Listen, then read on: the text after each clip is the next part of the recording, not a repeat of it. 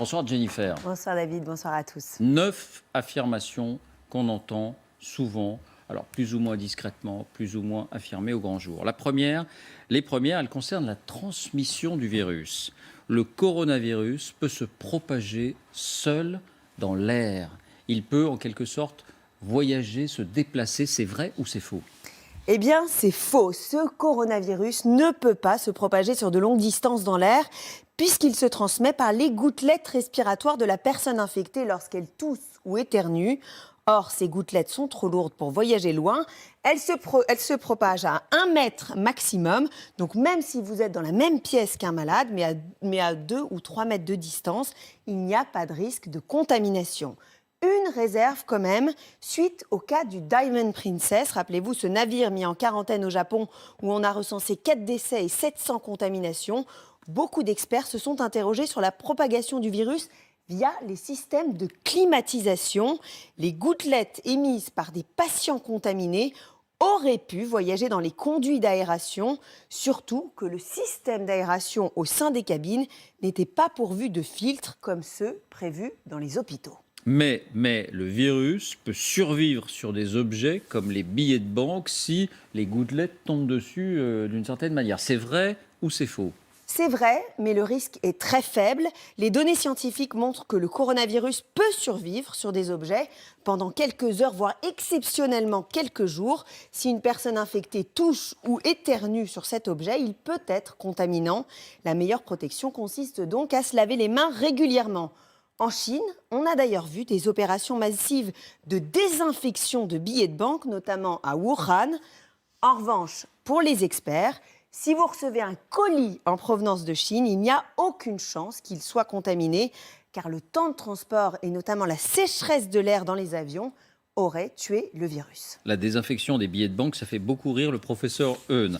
Troisième affirmation, le coronavirus peut se transmettre par des piqûres de moustiques. C'est vrai ou c'est faux ? C'est complètement faux. Le virus se propage uniquement au contact d'une personne infectée. La transmission est interhumaine. Alors l'origine du virus maintenant, certaines personnes indiquent qu'il aurait été fabriqué intentionnellement dans un laboratoire aux États-Unis. C'est vrai que ça revient assez souvent. C'est vrai ou c'est faux ?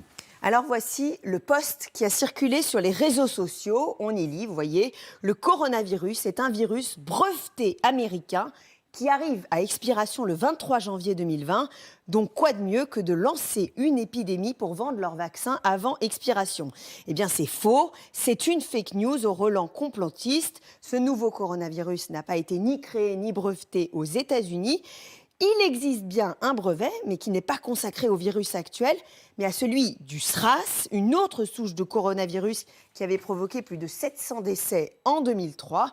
Deuxième fake news, et on s'en rend bien compte aujourd'hui, il n'existe aucun vaccin pour le Covid-19 qui sévit en ce moment. Bien, sur la gravité du virus, on entend beaucoup de choses aussi. Ce virus est très mortel, très létal. C'est vrai ou c'est faux ? Faux. Pour l'instant, on compte 2700 décès en Chine et 77 504 contaminations, soit un taux de mortalité, si on le calcule, de 3,4%. Mais ce chiffre semble largement surestimé puisque tous les malades n'ont pas forcément été identifiés. La dernière étude chinoise du 21 février évoquait plutôt un taux de mortalité de 2,3%. C'est plus que la grippe saisonnière, 0,1%, mais beaucoup moins que l'épidémie de SRAS, 9,6%. Pour le ministre de la Santé, la grande majorité des cas sont sans gravité. Écoutez. On sait, 80% des formes sont des formes sans gravité. 15% des formes sont considérées comme sévères, c'est-à-dire avec une forte fièvre et des troubles respiratoires. 5% des formes sont dites réanimatoires, c'est-à-dire que 5% des malades contaminés par le virus vont faire un séjour en réanimation. Voilà, et j'ajoute qu'à l'instant, le bilan évolue en Italie. On est à 10 morts désormais. On était à 7 morts, on passe à 10 morts. Autre affirmation sur la gravité, seules les personnes âgées sont susceptibles de mourir de l'infection par ce virus. C'est vrai ou c'est faux ? C'est faux, hein. Le coronavirus peut aussi tuer des personnes jeunes. C'est le cas, rappelez-vous, de Li Wenliang. Cet ophtalmologue a été tué par la maladie à 34 ans. C'était l'un des premiers lanceurs d'alerte de ce coronavirus à Wuhan, en Chine. On sait aussi que l'habitant de Codogno, Mattia, qui a propagé l'épidémie en Lombardie, n'avait que 38 ans et qu'il est dans un état grave en ce moment, hospitalisé à Milan. Mais dans la grande majorité des cas, les victimes sont des personnes âgées, souvent atteintes d'autres pathologies. Chez les plus de 80 ans, le taux de létalité du coronavirus monte à 15%.